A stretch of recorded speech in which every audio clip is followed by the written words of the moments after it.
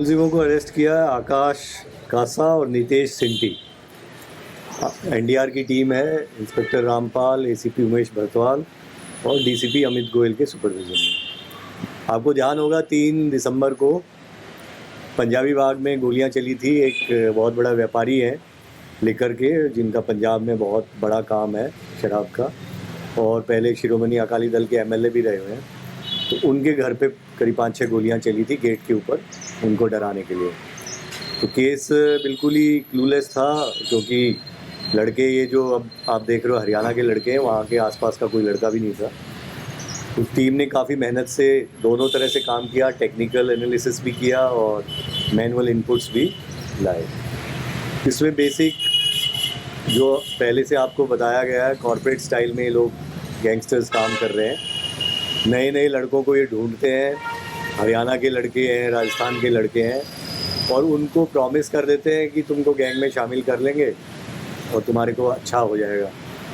अभी इनको कुछ भी पेमेंट नहीं हुआ था इन दोनों लड़कों को, जो आकाश है भटगांव सोनीपत का और नितेश सिंटी है भीकरा चरखी दादरी हरियाणा का। आकाश की उम्र 23 साल है, इस नितेश सिंटी की उम्र 19 साल है। आकाश बीए सेकेंड ईयर से ड्रॉप आउट हो गया 5 साल पहले, उसके बाद 3-4 केस में इन्वॉल्व हो गया, जेल में रहा वहाँ पे सोनीपत में, और फिर इस गैंग से जुड़ गया। नितेश सिंटी 12वीं में ही ड्रॉप आउट हो गया और इसको अपने गांव में कुछ इशू सेटल करने थे किसी और के साथ, तो उस चक्कर में इसने गैंग को ज्वाइन कर लिया। अब कहानी वही आती है कि सब जगह जो ऐप्स हैं वो इन्वॉल्व है, इंस्टाग्राम और ये जो सारे ऐप्स के थ्रू कोई फ्रेंड रिक्वेस्ट चली जाती है या किसी को फॉलो करने स्टार्ट कर देते हैं। इनको ये क्रेज़ है कि हम गैंग के मेंबर बन जाएंगे। वो कहते हैं पहले आप अपनी लॉयल्टी प्रूव करने के लिए 2-3 काम बताओ, करके दिखाओ। अब इस केस में भी इनको नहीं पता कहाँ पे गोली चल रही है, वो आदमी का प्रोफाइल क्या है, उससे कितना इन्होंने एक्सटॉर्शन मांगा हुआ है, कितने पैसे की डिमांड है, इनको कुछ नहीं पता है। They are merely foot soldiers कि तुमको ये एड्रेस दे दिया, ये लोकेशन दे दी, तुमको जाके गोली चलानी है। उससे पहले लॉजिस्टिक्स के लिए भी इनको ये नहीं पता कि मोटरसाइकिल किसने अरेंज की है, दोनों पिस्टल किसने अरेंज किया है। इनको वारदात से पहले बोला गया कि भाई आप सोनीपत गोहाना रोड या मूर्थल गोहाना रोड पे चले जाओ, इतने माइलस्टोन के पास ये जगह होगी, पेड़ होगा, पत्थर होगा, ये उसकी फ़ोटोग्राफ है, वहाँ पे पिस्टल होगी, वो उठा के ले आना, इतने राउंड होंगे। इसी प्रकार जिस दिन ये वारदात करने आए 3 दिसंबर को मादीपुर मेट्रो स्टेशन से उतरोगे, वहाँ पे ये वाली मोटरसाइकिल है, इसकी फ़ोटो भेज रहे हैं, इस मोटरसाइकिल को आप उठा लेना, वहीं पे चाबी पास में रखी हुई है, छुपा के उस चाबी को स्टार्ट करके उस जगह पे चले जाना। एहतियात के तौर पे इतने लेयर्स ये यूज़ कर रहे हैं कि वहाँ जाने से पहले फिर ऑटो करोगे, ऑटो से फिर बीच में चेंज करोगे, वापसी में भी वारदात के बाद 500 मीटर के बाद ऑटो को छोड़ोगे, फिर दूसरा ऑटो करोगे, फिर तीसरा ऑटो करोगे, फिर बस करोगे, फिर मेट्रो करोगे, ताकि पुलिस भी जो है सीसीटीवी फुटेज खंगालती परेशान हो जाए, लेकिन कोई सुराग ना मिले। तो इसीलिए मैं कहूँगा कि बहुत ही काबिल तारीफ़ ये है जो टीम ने जो काम किया है, कि बिल्कुल क्लूलेस था। इनिशियली हमें वेस्ट डिस्ट्रिक्ट की टीम के साथ मिलके काम किया था, सीसीटीवी फुटेज वगैरह उनके साथ देखे थे, उसके लिए डीसीपी चित्र और डीसीपी अमित ने काफ़ी कोऑर्डिनेशन से काम किया था। लेकिन फिर वो आगे जाके डेड एंड आ जाते हैं कि क्योंकि ये इतनी बार बदलते हैं अपने मीन्स ऑफ ट्रांसपोर्ट को कि आगे जाने में मुश्किल हो जाती है। तो जैसा मैं बता रहा था कि ये दोनों तो है फुट सोल्जर। अब हम आगे लेयर्स पे काम कर रहे हैं।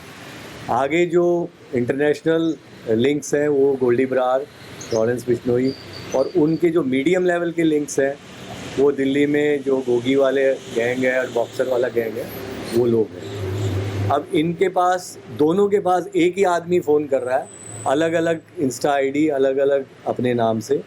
किसी को कह रहा है कि मैं राधे कृष्ण बोल रहा हूँ, कहीं पे कुछ बोल रहा है, और इन दोनों को मिलवाता है। ये दोनों आपस में एक दूसरे को जानते भी नहीं हैं। वारदात से महज 2-4-5-7 दिन पहले इनको मिलवाया गया, फिर ये एक जगह इनको ठहराया गया, उसके बाद जैसा बताया लॉजिस्टिक्स अलग अलग जगह से अरेंज कराया गया। तो बहुत ही प्रोफेशनली प्लान्ड मैनर पे किया जा रहा है। और इनका जो इतिहास है, जिनके ऊपर गोली चलाई है, पंजाब में इनको ऑलरेडी इस गैंग ने टारगेट किया हुआ था। इनके जो लिकर के एस्टेब्लिशमेंट है, 2 वो जला भी चुके थे, और अब इनको ये लग रहा था कि ये दिल्ली में रह रहे हैं तो सेफ़ है। वो मैसेज भेजने के लिए इन्होंने कहा, क्योंकि पंजाब वाले केसेस में शायद अभी वर्कआउट नहीं हुए थे कि पंजाब में कौन है। तो ये आकाश कस्सा जो है, इसके ऊपर 4 क्रिमिनल केस हैं, और पहले इसके ऊपर 307 का भी एक केस है अपने गांव का। उसके बाद पिछले 5 साल से ये कोई काम नहीं कर रहा है। इसको पैसे की सख्त ज़रूरत थी। इसको ये कहा गया कि तू ये काम करेगा तो तेरी जो फाइनेंशियल हालत, इसके बच्चे भी हैं 2, कि उन सब का परवरिश वगैरह में तेरे को आसानी होगी। और नितेश सिंटी जो है, इसका जो मैंने बताया गांव में राइवलरी है। तो ये केवल कि तू पहले हमारे कहने पे गोली चला के आ जा, उसके बाद हम तेरे को सपोर्ट करेंगे, फाइनेंशियली भी सपोर्ट करेंगे। आज तक इन दोनों को एक भी पैसा, जो इनका वर्जन है, अभी तक कोई पैसा नहीं मिला है कि तेरा ध्यान रखेंगे बस। तो वो है। बाकी इसमें हमारा प्रयास ये रहेगा आगे कि जो भी फाइनेंशियल लिंक्स हैं, जो आगे लॉजिस्टिक प्रोवाइडर है, उन सबको हम ट्रेस करेंगे। और इस टीम में इन्होंने पीछे बहुत अच्छे काम किए थे। पीछे आपको ध्यान होगा इनके, जिस तरह जो भी दिल्ली में 2-3 केस हुए थे लास्ट ईयर और इस ईयर, वो सब इस टीम ने सॉल्व किए हैं। तो इससे हम एक ये मैसेज ज़रूर भेजना चाह रहे हैं कि दिल्ली में ये नहीं चलने देंगे। वो ये सोचे कि दिल्ली में गोली चला के निकल लेगा, पकड़ा नहीं जाएगा, ट्रेस नहीं होगा, वो दिल्ली पुलिस उसको हरगिज़ नहीं छोड़ेगी। अभी इस केस को भी हमने 72 आवर्स में क्रैक किया है, और बिना किसी क्लू के, बिना किसी एविडेंस के। और अब केस को हमने ट्रांसफ़र करा लिया है वेस्ट डिस्ट्रिक्ट से, पंजाब विभाग से। तो इसमें आगे जो भी लिंकेज बनेंगे उसको सबको हम तहस नहस करेंगे, क्योंकि इनके इंट्रोगेशन में बहुत चीज़ें क्लियर नहीं है। जो अगली लिंक आएगी उससे क्लैरिटी आएगी। सर, इसके अंदर जो दीप मल्होत्रा था, दीप मल्होत्रा का बेटा गौतम, क्या वो भी टारगेट पे था? देखो, जो गैंगस्टर होता है उसको तो पैसे से मतलब है। अब वो डराने के लिए बाप हो बेटा हो, किसको डरा सकता है, घर वालों को यूज़ करने की कोशिश होती है। तो टारगेट ऐसा नहीं है कि वो है या ये है, टारगेट तो पैसा है। ये जो पंजाब में एक्सटॉर्शन चल रहा है, इनको लगता है कि दिल्ली में भी करेंगे। वो दिल्ली में हम इस पर अंकुश लगाना चाह रहे हैं कि दिल्ली में हम ये सब चीज़ नहीं होने देंगे। पंजाबी बाग के अंदर और भी शराब माफिया रह रहे हैं, और पिछले कुछ महीने से अंदर पंजाबी बाग के अंदर ही गोल्डी बरार और लॉरेंस और नंदू के नाम से 6-7 किस तरीके के इंसिडेंट हो चुके हैं।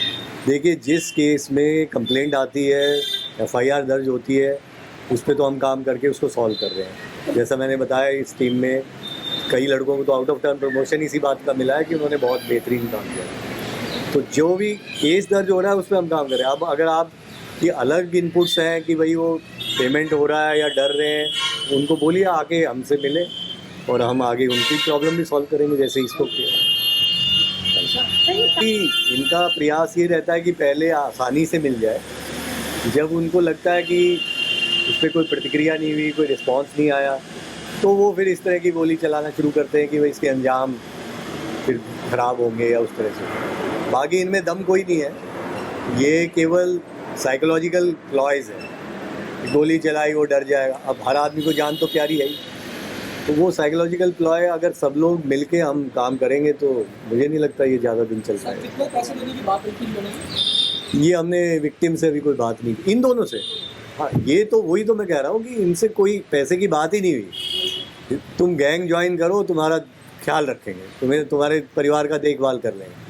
अभी इनको एक पैसा भी नहीं मिला आज तक। सर, राजस्थान में जो करनी सेना की चीफ पर गोलियां चली थी, उस पर वो तो आइडेंटिफाइड है लोग तो, और उस पर तो पूरे इंडिया की पुलिस ही काम कर रही है। अगर होगा तो देख लेंगे। सर, वहाँ के SIT चीफ ने कहा कि दिल्ली पुलिस, SIT चीफ हमारे अच्छे मित्र हैं और उनसे बात होती रहती है। बाकी सारी बातें मैं अभी डिस्क्लोज नहीं कर सकता। है जी, इस केस में अभी विक्टिम से हमने एक्चुअली बात ही नहीं की अभी करेंगे उससे बात।